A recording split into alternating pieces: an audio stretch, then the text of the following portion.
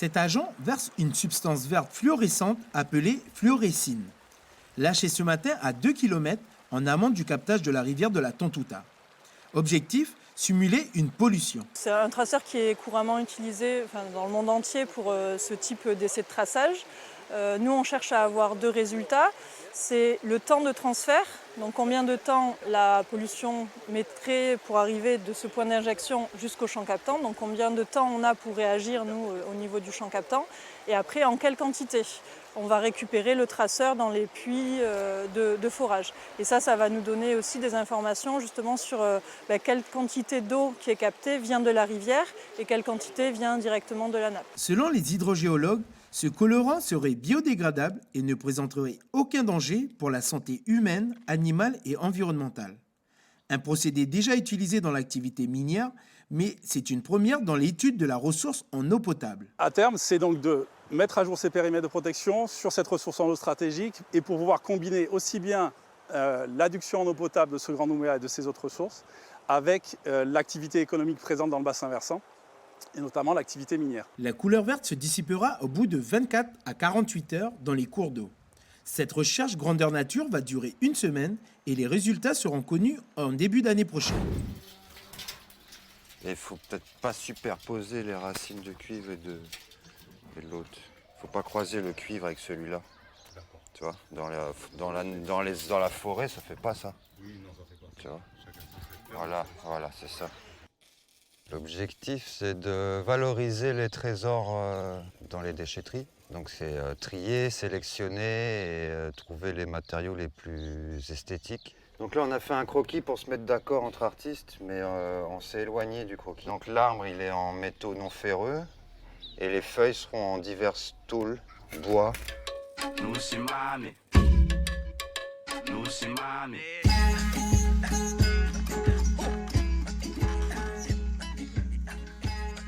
On a trouvé beaucoup d'aluminium sous forme de câbles qu'on a détressé et ensuite brûlé pour les ramollir. Donc, ensuite, on a retraité. Donc il y a quand même pas mal de travail de reconditionnement du matériel. Ces matériaux, ils ont une rareté, ils ont un coût et ils ont une valeur esthétique. Si on attire l'attention de la jeunesse sur les matériaux rares et sur la beauté des matériaux qu'on a habituellement dans une déchetterie, c'est un dépôt, c'est en vrac. Les tuyaux de plomberie, là, c'est quel matériau? C'est un cuivre, hein? Quelqu'un? Cuivre. Oui, c'est rouge, après ça devient... Voilà, c'est rouge. Et ben, c'est ce qu'on trouve dans les bobines. Ah, c'est joli. J'aime bien. C'est joli. Ouais, c'est une bonne fleur. On la met au pied de l'arbre? Oui. Allez. C'est pour ça que l'artiste, il a son rôle dans la sensibilisation à l'environnement, mais aussi au beau, à la beauté des matériaux. Une semaine, Gina et son équipe ont retrouvé leurs vieilles habitudes. Cela fait des mois qu'elles n'ont pas chouchouté la trentaine de bungalows du Malibu Beach. Depuis le confinement en mars dernier, l'hôtel est fermé. On a été fortement impacté par cette période, donc c'est vrai que le dispositif du chômage partiel nous a permis de faire face à nos obligations, mais je ne vous cache pas que ça a été un petit peu compliqué et qu'il nous tardait vraiment de pouvoir rouvrir l'établissement de manière à retrouver un fonctionnement normal, quoi. Au total, 8 mois de fermeture, donc 8 mois de chômage partiel pour la vingtaine de salariés, dont Laetitia, réceptionniste de l'hôtel depuis 4 ans. Au niveau finance, comme j'ai travaillé, j'ai fait des petits extras, mais aussi on bénéficiait du chômage partiel, donc ça allait. J'ai profité de faire des petits extras en tant que serveuse dans une petite structure sur la commune de La Foix. En attendant, c'était histoire de s'occuper de ces journées. Parce que 8 mois inactifs, ça fait quand même loin. Avec cette réouverture, l'hôtel mise sur une nouvelle identité grâce à la création d'activités en partenariat avec la population, comme la visite des îlots alentours ou encore des ateliers de tressage avec les mamans de Poum. Du 15 décembre au 20 janvier, l'hôtel affiche déjà complet.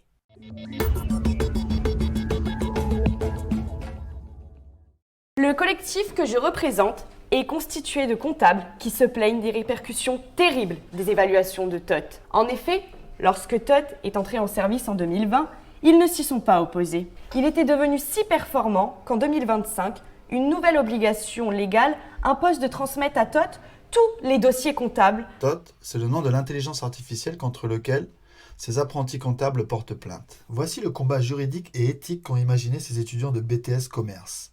En 2030, une intelligence artificielle a remplacé les comptables pour certaines tâches et note désormais les professionnels. Donc le problème, c'est que l'algorithme prenne le dessus sur l'humain. Ce sujet, en fait, il me plaisait de base parce que tout autour de nous, il y a plein d'intelligences artificielles qui nous entourent, comme nos téléphones, nos ordinateurs. Le débat éthique autour des intelligences artificielles semble avoir captivé ces commerciaux de demain. Une prise de conscience pour certains sur leur utilisation des outils numériques. Plutôt que de faire une énième table ronde ou une conférence où on va attirer le même type de public, plutôt des initiés qui sont de la filière numérique, le format du procès fictif va nous permettre de toucher un plus large public, puisque en tant que professionnel, on a aussi ce devoir d'information et ça va permettre à la communauté civile de s'emparer de ces sujets et de comprendre qu'on est tous concernés. Le procès fictif se tiendra vendredi au tribunal administratif.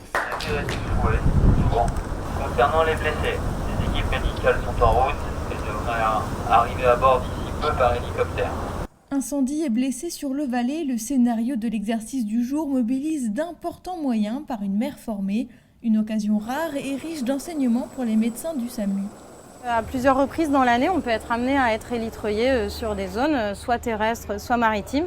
Et c'est pour ça, quand on a l'opportunité sur des exercices d'être treuillé par la gendarmerie, ou le plus souvent, nous, c'est la sécurité civile, ça nous permet de nous entraîner dans des conditions les plus sécuritaires possibles, en tout cas. Là, sur un bateau, la problématique, c'est qu'on a très peu de renforts humains, très peu de renforts matériels et on essaye de faire au mieux, mais c'est vraiment extrêmement difficile. 174. 174, chef d'équipe attaque, reçu. Raccordement. Souffle, expire. Les pompiers de la sécurité civile, spécialement formés pour être déployés en mer par hélicoptère, sont sur le pont pour éteindre un incendie fictif dans la salle des machines. Alors, par rapport au simulateur d'entraînement que nous avons à terre à la base navale Chalex, bien déjà ça bouge. On a vraiment la notion de vent au vent, sous le vent. Et puis c'est vrai que là on est sur un navire à grande vitesse, donc les compartiments moteurs sont très très étroits. Donc les différents points d'accès sont extrêmement étroits. Voilà, le compartiment machine ne fait pas plus de 8 mètres. Ce sont près de 40 professionnels qui doivent travailler ensemble dans l'urgence. Alors pour y parvenir, s'entraîner est essentiel. La mer est un milieu et un environnement très complexe et que pour y être efficace, il est absolument indispensable de s'entraîner. Et le fait que plusieurs acteurs soient amenés à intervenir en même temps nécessite des entraînements réguliers pour que la coordination entre ces différents acteurs soit efficace. L'exercice aura duré toute la journée, le dernier du genre remonté à 2015. Dans le monde, on dénombre 36 millions de personnes contaminées par le VIH. Dans le Pacifique, on atteint presque les 2 millions en 2019. Le Vietnam, les Philippines, la Malaisie et la Papouasie-Nouvelle-Guinée comptabilisent le plus important nombre d'infections au VIH de la région Pacifique. En Nouvelle-Calédonie, depuis 1986, 514 personnes atteintes du sida ont été recensées contre 283 aujourd'hui, soit une baisse de 231 personnes en 34 ans. Cette baisse s'explique par des décès et des départs. Il faut savoir également que ces chiffres ne concernent que les personnes contaminées connues.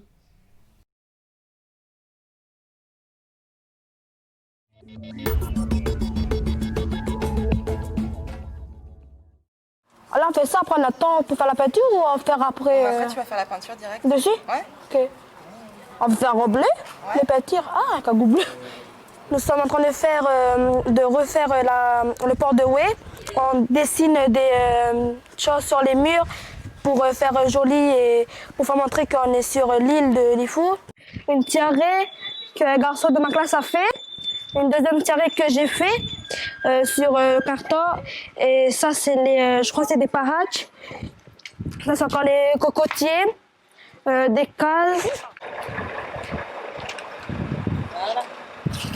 Ils ont un enseignement adapté, donc on varie l'enseignement général en classe, c'est-à-dire la théorie, et aussi on inclut aussi de la manipulation. Donc on fait intégrer les connaissances par la manipulation. On s'est appuyé aussi sur les cours de Madame Yewene, qui est leur prof de culture kanak au collège. Donc on s'est renseigné avec elle. Donc elle nous a donné des pistes quoi, pour bien ficeler en fait tout ce qui est motif. Vous vous occupez de ce mur-là, d'accord? Vous remplissez d'abord les cases et après vous venez me voir. Moi je suis artiste plasticienne, j'étais costumière décoratrice avant d'arriver à l'IFU, scénographe, et en arrivant ici j'ai travaillé en tant que maître auxiliaire dans les établissements scolaires. C'est pas forcément des enfants qui sont faits pour rester enfermés entre quatre murs, et c'est une manière de valoriser leurs compétences aussi et leur savoir-faire en les invitant sur des projets comme ça. C'est une belle découverte pour moi et ça va apprendre aussi, ça pourra apprendre à nos enfants plus tard que voilà, nous avons fait ça et qu'ils viennent un jour ici et nous avons fait ça parce que c'est pour que les gens, les touristes, ils viennent et ils voient qu'il n'y a que nous avons fait ça pour eux quand ils vont visiter.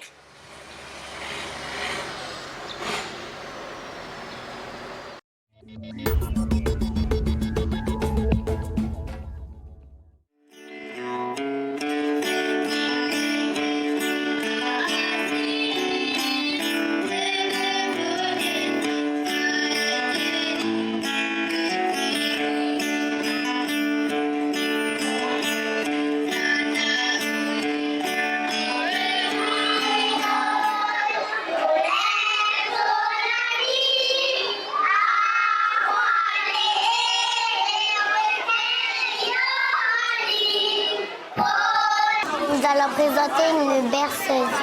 Avec mes camarades. Avec mes camarades. Une berceuse de l'école de Béthania. De la tribu de Chépéné. De la tribu de Répéné.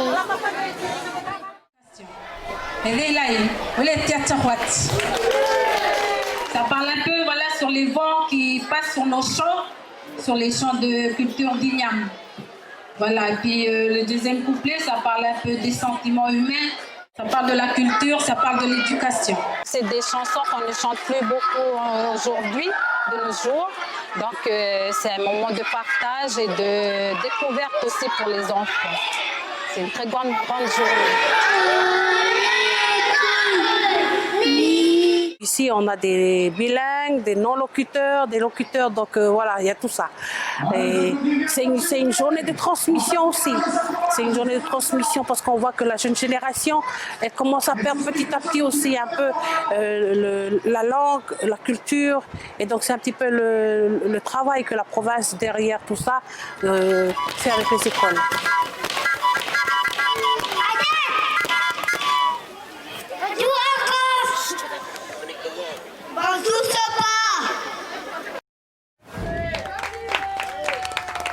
En scène pour la deuxième édition de la grande traversée de l'Union des pompiers calédoniens.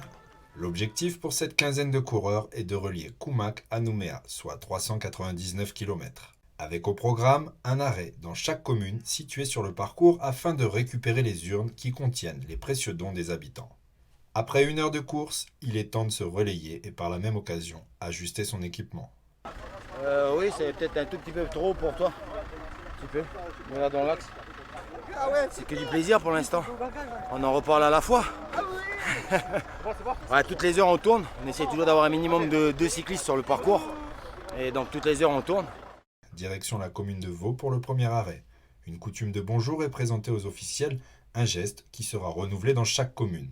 S'ensuit la remise de la première urne, un acte de solidarité souligné par l'UPC. Ben oui, voilà, ça nous fait du bien, c'est pour les enfants qui sont malades et puis pour le Téléthon.